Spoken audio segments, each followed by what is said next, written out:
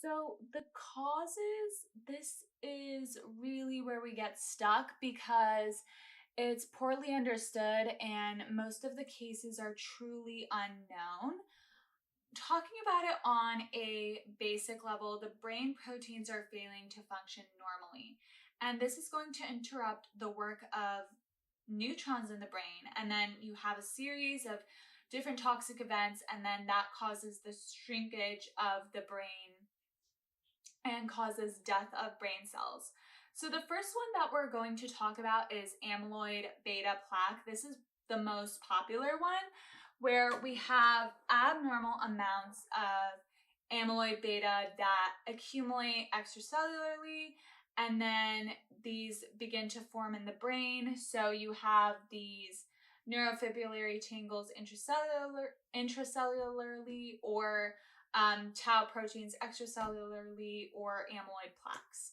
And these are going to form in the brain, and they're going to disrupt neuronal functioning and connectivity, and that leads to the loss of brain function. Now, this is really interesting. A lot of it is thought to be age-related, but also can be related to sleep, because when you sleep,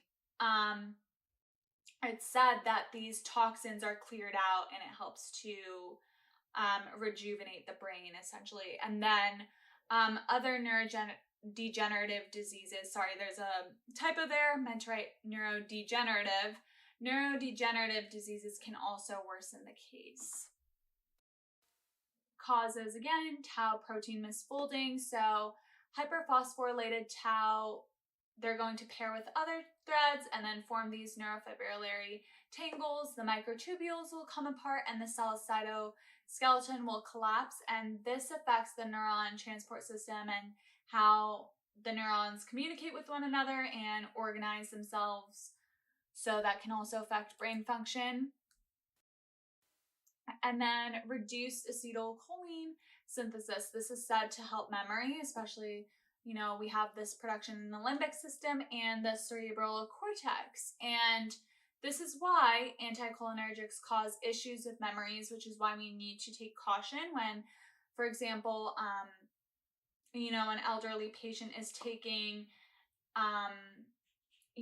like an anticholinergic for bladder control. We have to keep in mind, do they have dementia?